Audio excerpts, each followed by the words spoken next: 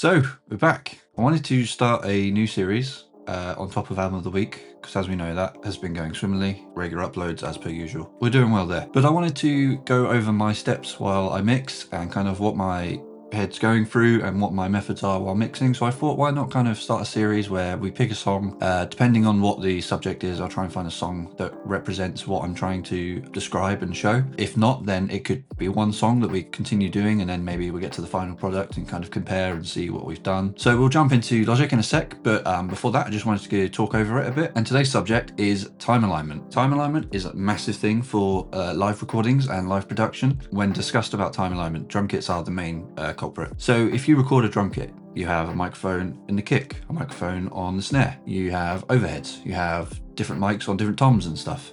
You might have multiple mics on snares, top, bottom, kick, in, out, and stuff like that. This is all going to create phase issues, all right? When you hit that drum, say a snare, that recording is not only being picked up by the snare mic, that's going in the overheads, it could be going into the kick out, it could be going into the toms, it could be anywhere, okay? So time alignment, this is where the professionals really make their drums pop and sound so cohesive. This can make any drum track go from 0 to 70% of the way done, just time aligning drums. It's such a huge step, what people think of insignificant step, but it makes all the difference. And I highly recommend that no matter what happens, if you get sent a project, always just check time alignment, especially on live drum recordings and stuff like that. Orchestras is another one that you'd have to do, but that's a bit more finicky. We'll get into that down the line. But time alignment for drums, when you get sent a track, is just the number one thing I'd always check first. Try and get that done. There is a debate on who does the time alignment. You know, if a producer takes all the tracks, comps all the best takes of each track, and then gives you all the drums separately to mix, usually they would have had that done. Sometimes it does get left to mix engineers. A lot of the time mix engineers will have their own editors, engineers and stuff that will do that for them, and then just get that sent for them. Because it's not the funnest part of the mixing, but it is a very important part. So always get in the habit of understanding if this has been time aligned. Just ask the client that when they send you the track, do you know if this has been time aligned or anything like that? If they don't know what it is, obviously they probably don't know it, so just go in and do it. But maybe if that's not part of your service, just tell them. But it's very important to know and a very important skill to have, especially if you're looking to be hired as an engineer. It's just something else in the toolbox to really stand you out and just let you go, cool, yep, I can just get that done with a little bit more time. It shouldn't take too long. So there are plugins that can help you do this. I personally have used Auto Align 2 before. It is incredible. This really helps you align anything, not just drums. It works with multiple different tracks. You can have groups of individual items such as guitars, bass. So if you've recorded bass DI, bass amp and stuff like that. But the catch of Auto Align 2 is it is $200, which is roughly £150 for my UK people. So that's a lot of money for a single-use plugin, and of course it is incredibly impactful, and if I had the money I would have it, but that's not quite in my wallet yet. So for drum alignment in particular, the guys over at Sonox have just released the Oxford Drum Gate 2. Now this is obviously an update to their highly successful Drum Gate 1, but the Drum Gate 2 now includes time alignment. So what I'm going to do is just grab the trial for the Drum Gate 2 and compare the time alignments between myself doing it visually and audibly, and how the plugin works and the simplicity of how well it compares. So it should be an interesting comparison, but for the most part, I just wanted to show you how I do it if I was given a project and I was told that it needed to be done. So this is the process. So let's jump over to Logic. I've got this project here, been sent all of the tracks and everything, got the drums set up here in just a rough kick, snare, toms, everything else set up on my project. So we're going to jump in. So just go listen to them now quickly with no time alignment at all. We'll just jump it from this little loop section here.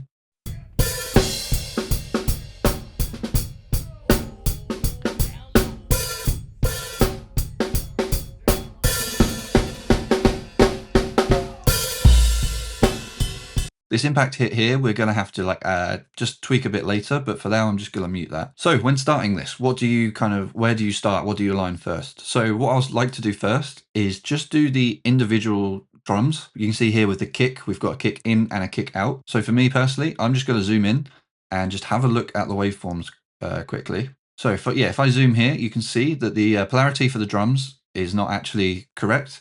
So what we need to do is on the kick out, we'll flip that because it's the only one that needs flipping compared to these two. Alignment wise, they're not too bad. So what I like to do is just bring my play header to the point of the first kick, so the kick in here, and we'll just zoom in as far as we can, and just before we go into the micro details of everything, and we can see here that this kick prototype is actually slightly ahead So what I'll do is I'll just drag this back just the tiniest bit. And now these all look like they're pretty well aligned, except from obviously on the drum out, the polarity needs to be flipped. So we just go to here. Any DAW will have this, like just a simple utility plugin. So for Logic, it's literally just the gain one here. And then we just flip the phase. So what is phase and polarity? Well, what we're doing here when we select this button, we're technically flipping the polarity. Phase is to do with time adjustment, whereas polarity is to do with wave adjustment of negative and positive. So as we can see on the kick in here, it goes into the negative and then over to the positive before it does a full cycle. However, on the kick out, it does positive and then negative and then finishes the cycle. The polarity is obviously what the opposites are. So we need to make sure that they're both aligned because they'll just be cancelling each other out. So here, if I was just to play the kick in and kick out without the phase, you'll hear this. There's not much there. It's quite quiet. And obviously what's happening is they're just cancelling each other out. So now we turn this back on. There's kick, there's impact again. So automatically we've already fixed one of the problems there. The kick is hitting again, we're actually hearing it. So the kick's done. Now we're just going to move down to the snare and do exactly the same thing. Just check the polarity and then check the phase. So we've only got the snare top and the snare bottom, which is fine. But visually, we want to see where there is a nice snare impact. So let's go for this one here. This one looks interesting. Seems like there's enough there. Okay, so obviously the waveforms aren't going to be exactly the same because you're hearing the top of the snare and the bottom of the snare. There's two different things there. You've got the skin, and then you've got skin with the snares themselves.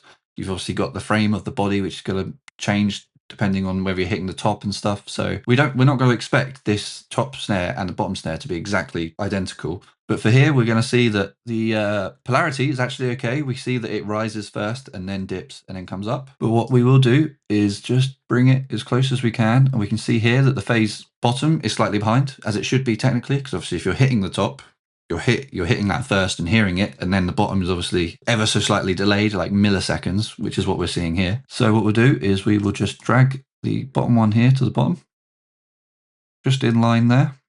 Cool. That looks about right, but obviously we want to hear it as well. So we're gonna just solo the snares. It sounds good. I just want to double check that there is no polarity issues. So again, just get your utility tool, the gain one in Logic. Just flip the phase.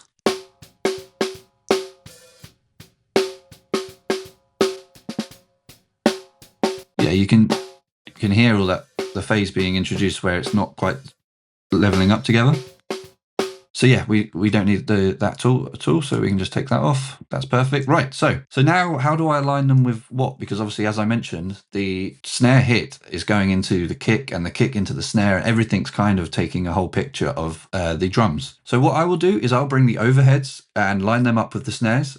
And then from that, I will then use my overheads as an anchor point because my overhead is picking up everything. A lot of people think, oh, the overheads are just there to pick up the high end and the cymbals and stuff. And yes, obviously that is a massive impact of them, but they also pick up the whole kit. It's a whole picture. So if you can align the overheads with something, it doesn't have to be snare, it could be kick, but I feel that the snare is easier to hear on the overheads. So it comes through a little bit more. Then you can set your anchor point and then build everything around that. So I won't show you that for every single one, but I'll do this here for the snares and the overheads. So I can already see that there are some hits, even just looking at the waveform here. So we've got a nice snare here. So let's see what's going on. So you can already see that the overheads are quite delayed in their impact. So obviously now all I want to do is just bring the overheads and just line them up best visually that I can. Obviously after a while you'll pick up audibly, you'll be able to hear it, but this is how I started and this is how I want to just explain my process for everything. So I start here and I just visually kind of see it. So now if I undo that, you can hear the snare doesn't quite have the same amount of impact.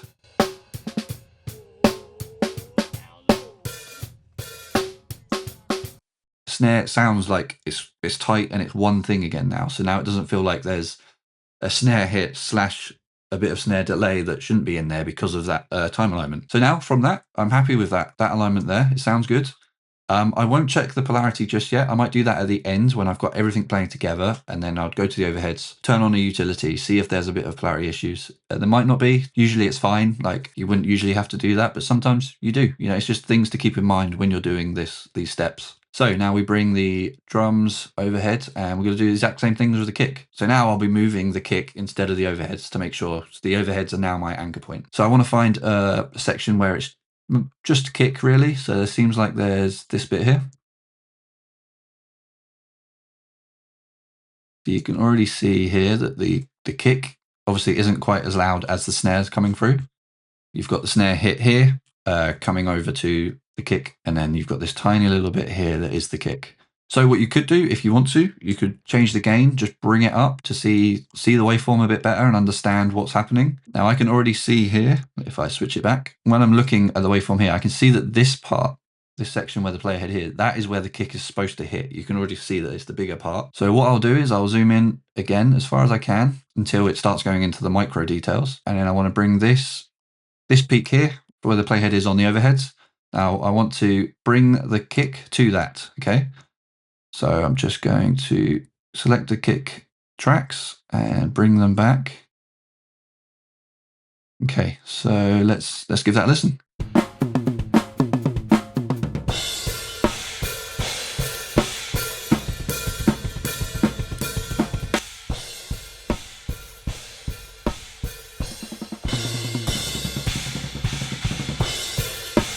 Yeah, so the kick already sounds a lot more impactful, so I just need to redo those. Change the gain again on this, bring that down to 0. So now what I'll do is I'll just finish up aligning all the drums, like the toms and everything. If there's room mics, these are other things that you want to pay attention to. So I would then bring the room mic and try and line it up the best I can to the overheads, because obviously the room mic could be a good few meters away, and that will add quite a drastic amount of difference in time for the mic to pick up, obviously, what the hits. With very transient things, this is why time alignment is so important. So with that, I'll go do that, come back to you, and then we will compare what we've done. And then I'll also reset the system, grab the Oxford Drum Gate 2, and then just reset the project and let that do its work. And then we'll just compare the 3 different non-time alignment, my time alignment, and then the Oxford Drum time alignment. So we'll just do a bit of comparison. But yeah, so I'll catch you in a second. Okay, so I've just time aligned it myself. I thought next step, we'll have a look at the Oxford Drum Gate 2. We'll jump over here to Logic. The only thing I've changed here, this is literally all the drums with no time alignment. This is just, I've just put them straight into the folder again. The only thing I've done for my personal sake is put a gain on the overhead and just swapped the left and right, because I like hearing stuff from the drummer's perspective as a drummer. So I could just hear the hi-hat in my right hand side, and I didn't like that, so I just switched it. But again, this is something that is just a little nitpick at me more than anything. But other than that, yeah, as you can see, there's nothing going on with the drums at all. We will now go over here and we'll throw on Stonox Oxford Drum Gate 2. Okay, cool. So here we are. So I need to go into each individual one on here and select what it is. So drum kick. Oh, okay, it's figured out what it is. What's that? Wait, what am I on? Snare. It thinks it's a tom. So we just need to change that. Okay, so what we do here is we'll just let it play and it will just analyze everything. So we'll just figure that out now.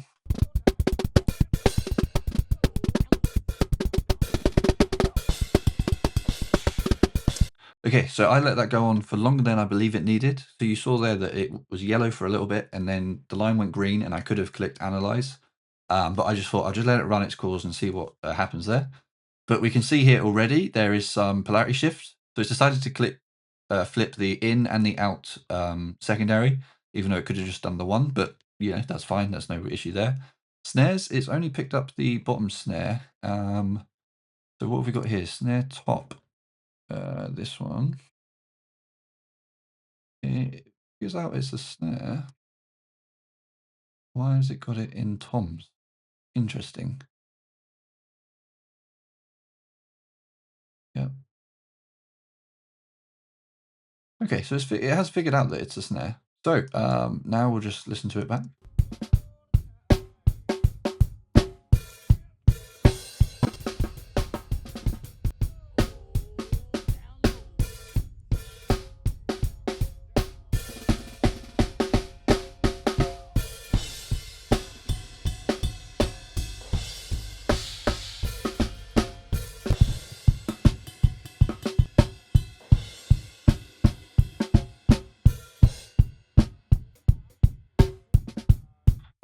Yeah, see, I think there's something going on with the snare for some issue. Why does it believe it's a tom? have it select as a snare. So it's really thrown away the snare because it believes it's a tom and it's trying to line with other toms and obviously with the overhead. I, that's really interesting. I don't know why it's not. I literally have it selected as a snare here. I've used the drum gate 1, obviously as a drum gate because that was all that's on it, and that was amazing. It's obviously a well-regarded plugin, but we're already running into a few issues here. So what I might do is just reset the project, see if there's something that's going on with it not aligning. What I might do is just add them individually and then align them properly. But yeah, give me a second, I'll reset and try and figure out what's going on. Okay, so before I've even analyzed again, it's selected as a snare and it still decided to put it in with the toms. I'm not quite sure what issue we've come across here. It seems like such a simple thing where even though it's labeled as, so what if I was to take it off here? So the snare top M80. Yeah, I'm going to remove it. Okay, so it's got rid of it here. I will then add I'm just going to close that. Oxford Gate 2. It is a snare. Okay. Now if we look at alignment, and it still put it in the toms. Yeah, this is a bit of a weird one. And there's no way of me just like dragging it, moving it. So what's the point of this drop down then if it's already automatically trying to group the tracks individually? I should be able to select a snare and it should just learn that. What I'll do is I'll jump over and compare my one and obviously the non-aligned one, and then hopefully I will contact Sonox, try and understand, send them this and try and understand what's going on. What an interesting weird little thing. Maybe it's just the trial version, you know. I would hope that obviously if you paid it, it should understand that I wanted to make this a snare. But hey, these things happen. So, you know, this is why it's important to know the skill and kind of have a good personal way of doing it without relying on plugins. So what we'll do is we'll jump back. So what we'll do is we'll jump back and check out the non-aligned ones with my personal aligned drums and just hear the difference, and that'll be the end. So, okay, so we're back here with the two tracks, the no drum alignment and my drum alignment. You might see that it's titled new. I did not redo it. What happened was when I first bounced it, I left the overheads with their gain stage up, so it all sounded incredibly wrong. This is why you always check your bounces and just check everything you do step by step. So yeah, just readjusted that and brought them into a new file here. You can already see the difference in levels between each hits. If you're just looking at the waveforms themselves, the no alignment, you can see that it's not quite so consistent. It's lots of different like peaks and stuff. Even just this intro, you can see how just by doing the drum alignment, just visually by myself, you can see the hits are a lot more consistent and impactful. Enough about me waffling about it. Let's listen to it. So we're literally I'll just solo between each one on and off, and you can just hear the difference.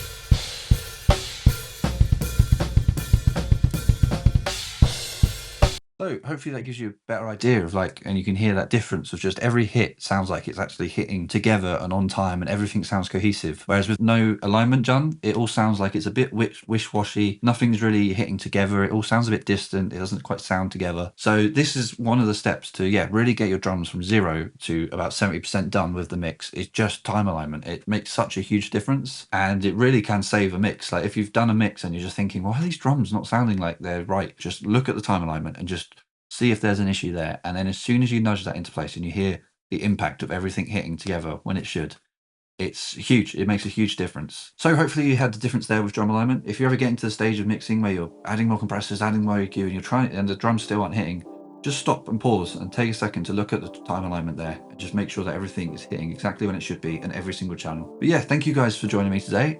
There will be more album of the week. I kind of got into a process that I just was really struggling to get them out. So there is a few backlogs that's in the editing stages and stuff like that. So there will be more coming out very soon. Thanks again to the people that have always, kept me asking where it is. But that is it for today. So I thank you guys for joining me, and I hope to see you in the next episode, depending on what it may be. Cheers. Thank you very much. Bye.